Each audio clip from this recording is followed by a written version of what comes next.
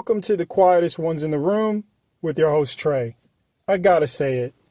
Just the mere fact that you have clicked onto this video and you are listening to the sound of my voice, you by far are the most intelligent people on the face of the planet. So once again, thank you for joining me.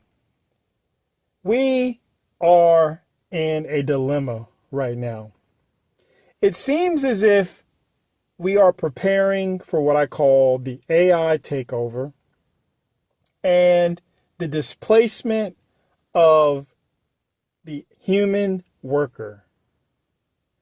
And I started to think about this after I talked about Klarna and the CEO who had replaced the human customer service workers with AI, and then reverting back to human customer service workers because the customer base was complaining and it was hurting the business. But ultimately, I saw it as a way for the company to save money in the meantime, because AI, the technology, and to maintain it is really expensive.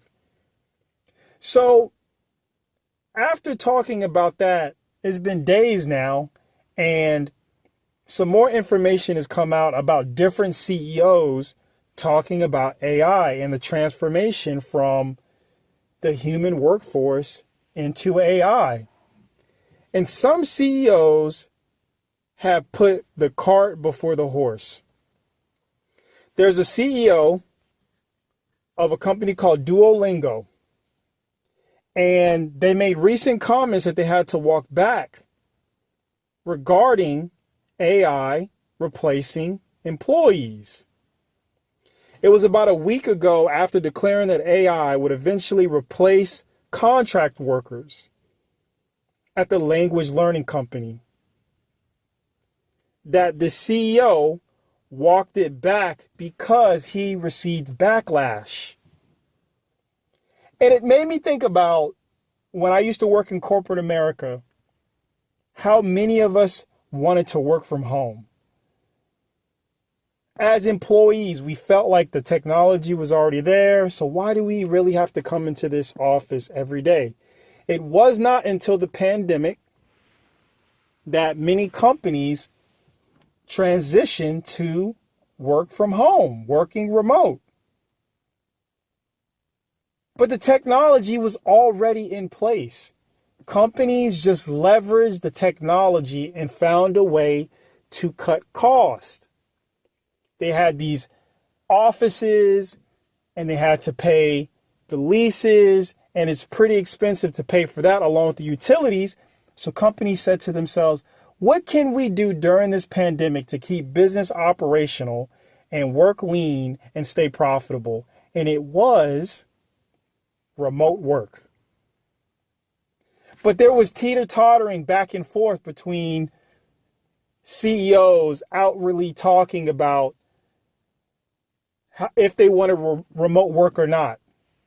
And then we got to a space where the pandemic is over, and some CEOs were actually a lot of CEOs were afraid to voice that they wanted their workers to return back to the office, or they would let them go, because they found, many of these companies, that given their business model, it did affect their profitability.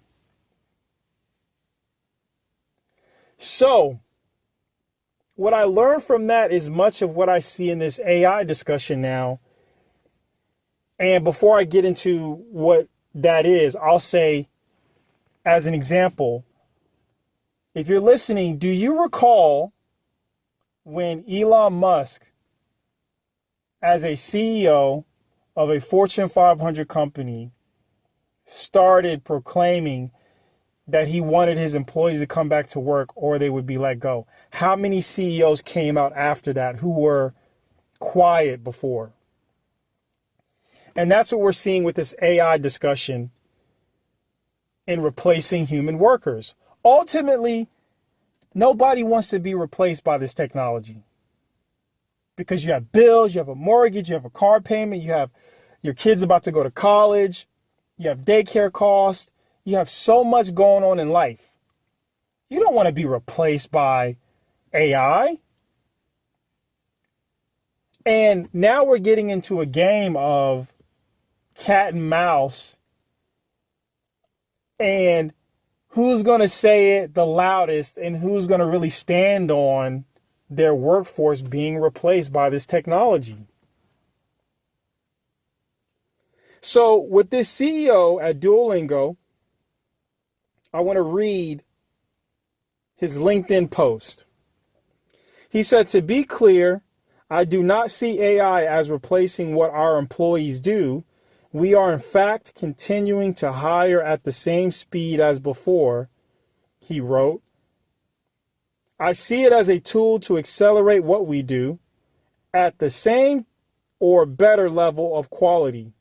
And the sooner we learn how to use it and use it responsibly, the better off we will be in the long run." He added, "No one is expected to navigate this shift alone.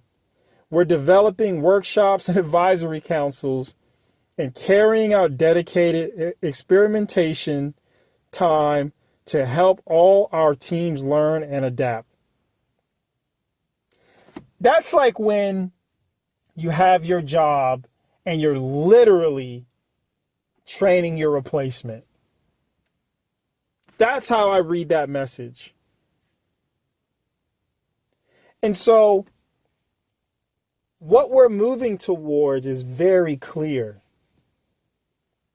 AI is in a position as a technology to disrupt so many things, so many industries.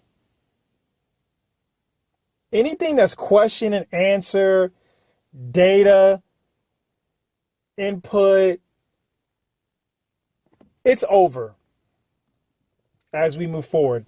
If it's a teaching job, customer service, sales, project management, if you're in high levels of healthcare, AI is looking to replace you very soon. And so now I want to jump to something else that was said as of recent. And this comes from Jim Cramer. If you don't know who Jim Cramer is, Jim Cramer is one of the voices of CNBC. He has a show called Mad Money. So Jim Cramer came out recently and said, AI might be the most important force when it comes to future employment. CNBC host Jim Cramer on Wednesday said artificial intelligence will be a major factor in jobs across industries in the future, considering how the new technology will change the workforce. He says, if you want to know what's going to happen in the future, not the near future, like next week or tomorrow, but next year and beyond, then I think you must factor in artificial intelligence, he said, when it comes to employment, both public and private. It might be the most important force out there. So Jim Cramer, in his position, he definitely talks to tons of CEOs of powerful companies. And I know that they're telling him what their plans are with their employees. And I know that what he's essentially saying is, oh, if you're comfortable in your job right now, you shouldn't be, because AI is not just going to be a tool that you can use alongside what you already do. It's a tool that will replace you in the future. And so Cramer went further to reference a recent Axios interview with CEO Dario, I'm not even going to butcher his last name, Amodei, of Anthropic, who warned that AI could increase unemployment by 10 to 20% in the next 1 to 5 years, as well as wipe out half of all entry-level white-collar jobs. Now, here's the kicker. I just did a video discussing the reality of functional unemployment. And functional unemployment is not that 4% number that you see on the media as it pertains to unemployment. That's not the real number of unemployment.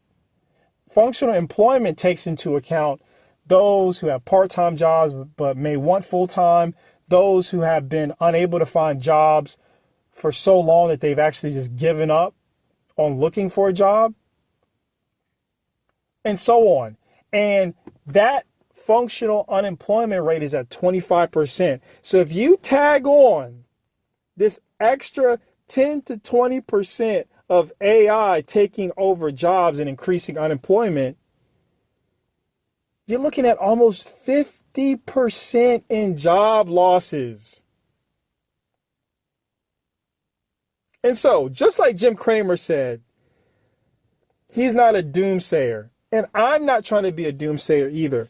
But what I do know is that CEOs are often trying to find ways to cut the fat so they can put more money in their pockets and in the pockets of their shareholders and stakeholders. And so we saw politically what's been going on this year with looking to cut the fat and use technology, automate things, create efficiency.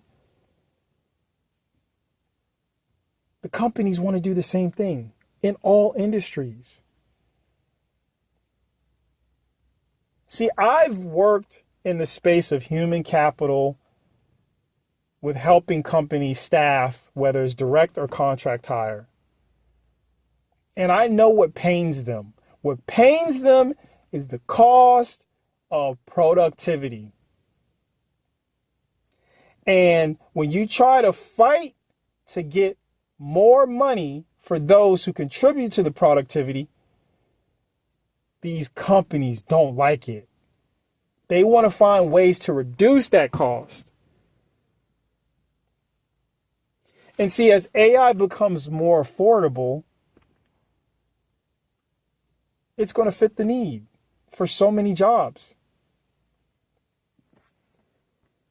So with China pushing to make a more affordable AI, maybe many of these companies end up using that unless the US government says, no, we're going to ban that. But if OpenAI, Google, Amazon,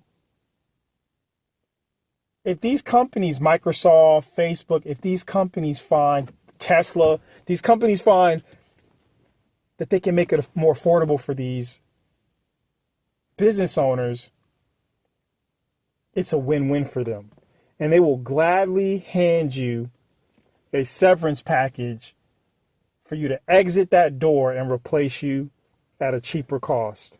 And right now, these CEOs are trying to find out how they can look moral in a time when they're likely to be attacked for their decisions as CEOs to replace you as a human.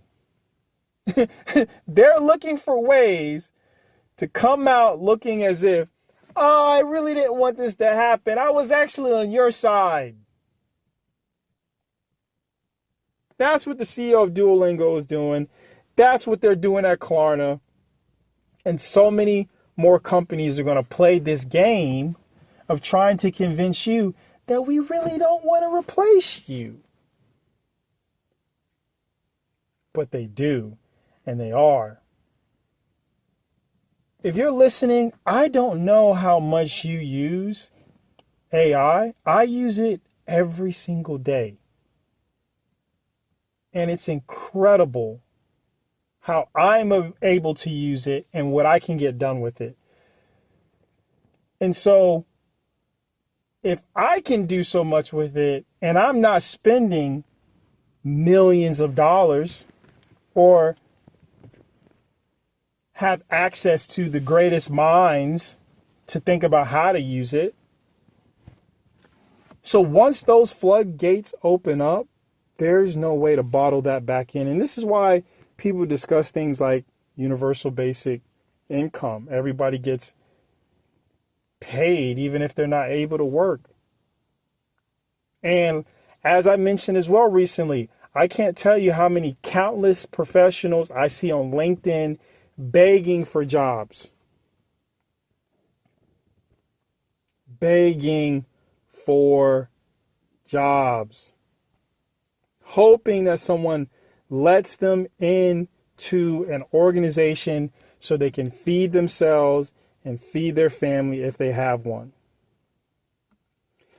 Let me read this off of LinkedIn. I just went on. I'm in the app right now and I want to read this.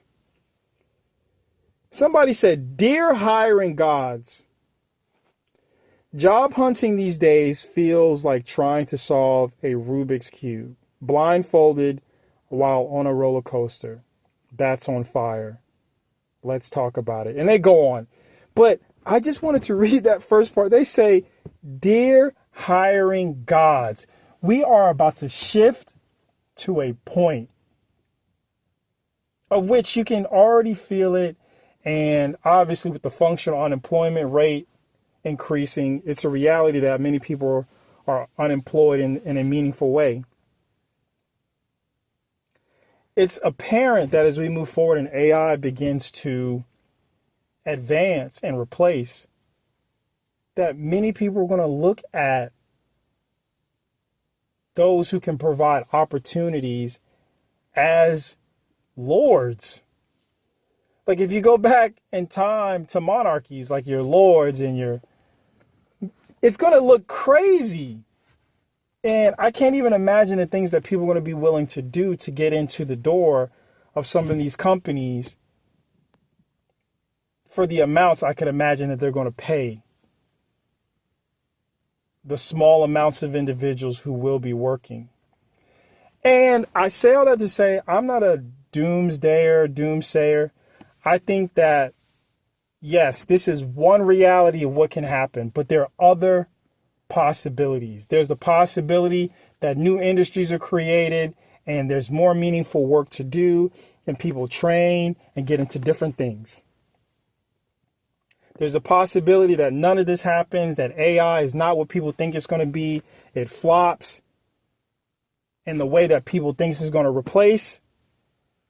And it's just a tool to be used by humans while you work and more jobs are created. Who knows?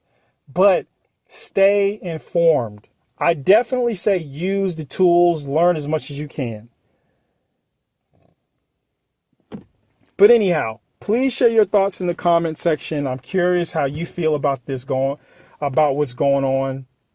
Do you believe these CEOs? Do you believe that they want to retain people? Do you believe that they don't want to replace? What is your viewpoint on what's taking place in the job markets right now and unemployment and our economy at large? Please share your thoughts. As always, please like, share, and subscribe. I want to thank each and every single one of you once again for taking the time to listen to me in your busy life. You could definitely be doing something else, but I'm so grateful you decided to take the time to hear what I have to say. Hopefully I've said something thought-provoking, something that you'll have a conversation with others about. Also, I want to thank everyone who's donated on CashApp to the QuietestOnes. I really appreciate it as always. You keep me motivated. And as I always say, ladies and gentlemen, until next time.